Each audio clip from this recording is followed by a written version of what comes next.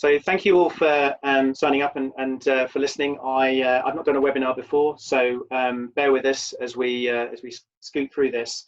Very delighted to be able to share our thinking. I should say we got in touch with and started to build a relationship with Toby in particular, Toby Lowe, through the development of our thinking around complex systems. And we actually published a book about this at the end of last year.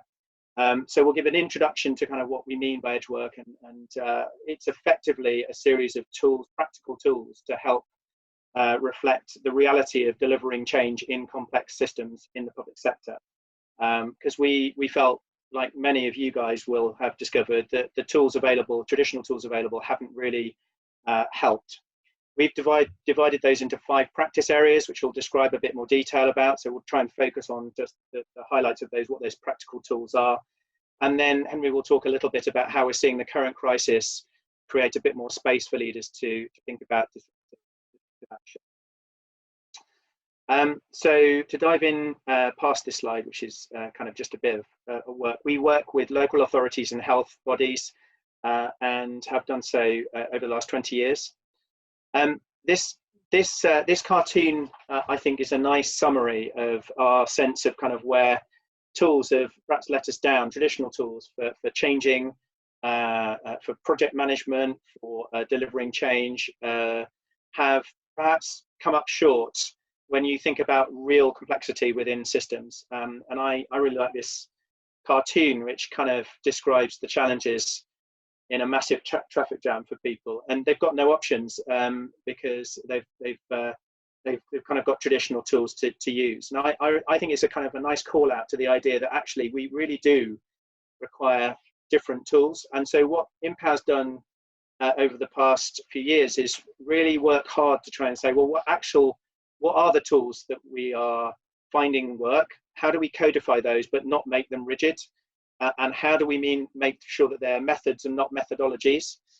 And so I wanted to just briefly introduce our 5 practice areas. So underneath EDGEWORK, which is our brand, if you like, for effectively human learning systems type activity, it's called that because we recognize that we're breaking boundaries, particularly with system definition. We're also having to work at the front line with our clients. So the edge of that system is the interface with the citizen and interface with partners, and the interface with clients is where all the action is in public sector work.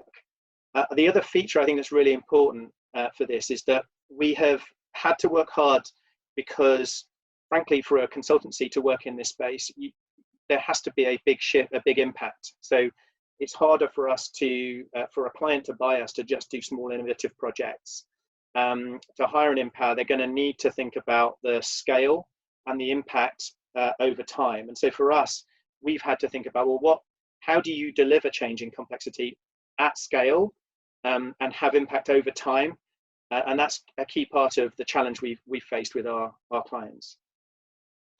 So moving on, just to kind of briefly describe the 5 practice areas underneath our EDGEWORK thinking. And each one of these has a whole series of tools underneath. We call them inventive methods.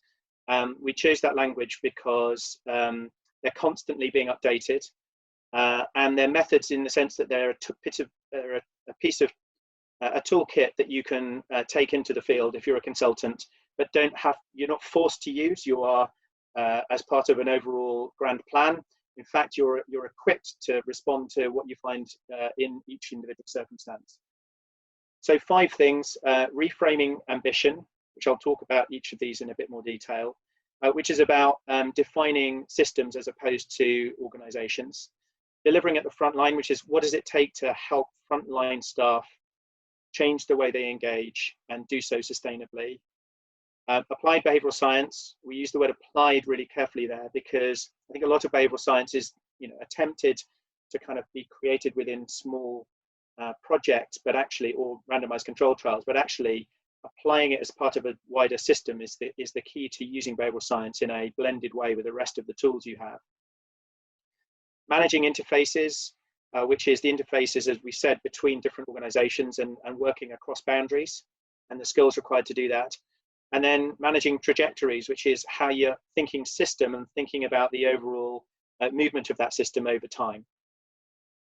So just a couple of examples in each case to scoot through, conscious of time.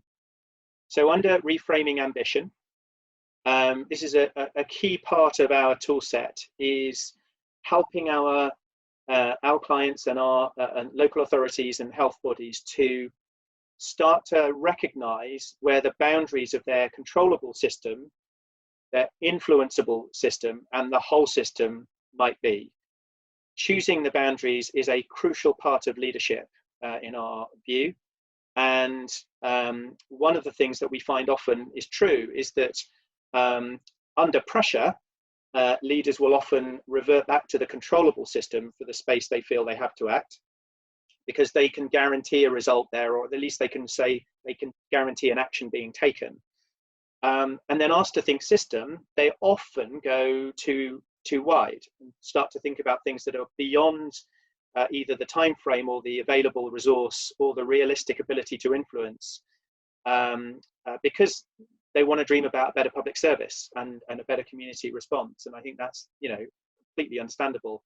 So part of our job has been to help the leaders define a boundary that's both kind of redefined away wider than just the controllable system, but also not too far as to be impossible to deliver, to try to create a sense of a different type of ambition that can be set and then apply it to planning. Because I think often that's where that bit breaks down, is ambition when shared with colleagues within the systems that they're in, or planning break down. Their personal ambition might well be wide, but actually when it comes down to putting things on paper, making a plan, measuring the deliverability of that, it gets too narrow. And that's when the problems aren't defined properly. So this is crucial for problem definition, defining the system boundary and reframing the ambition of the organization. So that's the first one. The second one is delivering at the front line. So this is a particular tool we use called holding up the mirror as an example. There are lots of these tools, as I said at the beginning. This is one example. Often what we find at the front line is that there is a disconnect between what people at the front, the practitioners at the front line are saying they are doing or believe that they're doing consistently, and what they actually do. And part of our job as a team is to help them to realize the difference between those two things, so that they can then engage with the change process or the training or the support that they're being given in a positive way. It doesn't work for everybody, but we found that this technique, holding up the mirror, is really powerful when it's not us doing it, it's them doing it for themselves. And so what we've enabled is teams to kind of work with each other, sometimes with role play, sometimes with other things, to role play the kind of activities they're actually going through, to have a safe space to reflect, to have honest conversations with each other. And this might take a little while to get to land, but we find it's helpful to call it something so that people understand what they're going through as a process, and it isn't just generically branded change management, which ends up being resented. Skipping forward, conscious of needing to progress quickly. Applied behavioral science, one of the things we've discovered as part of our transformation work with authorities and health bodies is that one of our behavioral problems is we focus on the wrong things. We focus on the things that are obvious and easy to measure. We focus on the things that are in our face right now. What this means in a practical sense is often you get huge transformation programs delivering supposedly millions of pounds worth of savings over a number of years. But people focus on the smaller things that are easier to measure and easier to tick off. And they forget to manage the big, complex systems programs with the sort of decision-making framework that's really required to manage those. And therefore, a one-size-fits-all model is a failure of management at this point. So this is where behavioral science can give us a nice insight as to the way managers think about change and the way they think about programming transformation. So attention deficit. And then finally, under our managing trajectories practice area, something we called primed metrics. So one of the tensions in human learning systems is, can you measure this stuff, right? So there's a kind of ongoing debate about this, and Toby and I have had a few backs and forths about this. One of our bits of thinking is that in public service, people come to work to do to do the right thing. They want to come to work to be effective. Sometimes if they've not been managed well and sympathetically, they can lose some of that social purpose. Or if they've been overmanaged, they can be in a place where they're just in the controlled box. So if you look at this graph, you've got a kind of social purpose low to high down at the bottom, meaning so some teams may have lost their purpose over time, been lacking management or lacking direction. And if they've not got any management or lacking all social purpose, then of course they'll be disoriented and not know kind of how to make decisions. Sometimes we'll see teams with very high social purpose, which is self-generated, but they're not managed. Those teams are committed. Getting them to do something different is really hard because they're not used to having anyone else help them frame their goals that are in line with their social purpose. Other times you see people in situations where they're overmanaged and they've completely forgotten what the social purpose was and they're sticking to rules and regulations. They're overly controlled.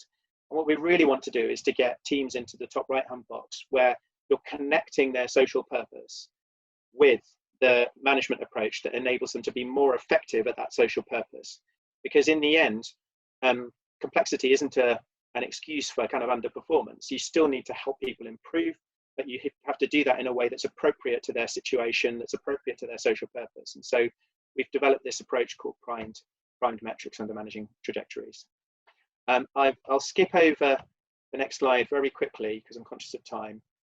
But just to say, this is one example of where you can bring together better outcomes, meaning so having people being more independent in social care, having not needing to be in residential care, having had strengths-based conversations, more people being supported to be independent at home, and actually where better outcomes can also cost less is a way of shifting systems over time and having scale impact. We're not, we have enough humility to understand that these numbers are a snapshot. When you've got complexity, you can only do that over a certain period. And of course, the current crisis will have affected everyone's trajectories in different ways. And I wanted Henry to spend a little bit of time just talking about what we're seeing at the front line in terms of the potential impact of COVID on disruptive action. So Henry, can I hand over to you? Yes, that's great. Thanks, Jon. So really, I'm helping coordinate IMPOWER's response to COVID and how we're working with our clients to help them with COVID. And what we've really noticed and what's been particularly striking during this crisis is it's really brought out the best in humankind and public sector systems.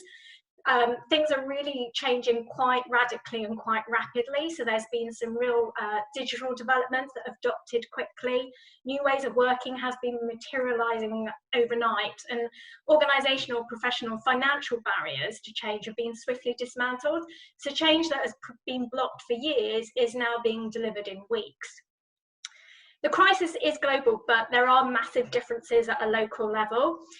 So council's preparation has been broadly similar to date in terms of following those national guidelines. But more recently, we have noticed a few people trying to interpret the guidelines to fit their local circumstances. And the crisis is becoming to be specific to each local authority. So with one council, loss of parking income is one of their top issues, but it's not even on the radar for other councils.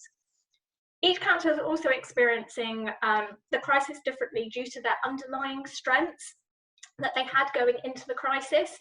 Those that have got that inherent resilience built in are showing that they're much more able to adapt and respond to shifting demand patterns and changing staff behaviours. So although the lockdown is national, the experience and the impact on the ground and therefore the recovery times do vary quite enormously. So councils at the moment have got their immediate plans in place, and they're starting to think about the future and look forward towards recovery. And the plan for each council is starting to vary, or each council or each system. But key is that they have enough time for recuperation.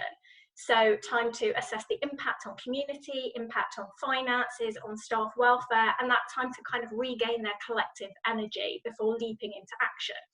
So recovery is being split into two phases, one of recuperation and one of reforming. System leaders are starting to frame the challenge as a kind of once in a generation opportunity to build local government into something new rather than back to what it was. Recovery implies kind of the end state will remain the way it used to, which is why people are now using the term reforming, which acknowledges more that the end state of local government is going to be different.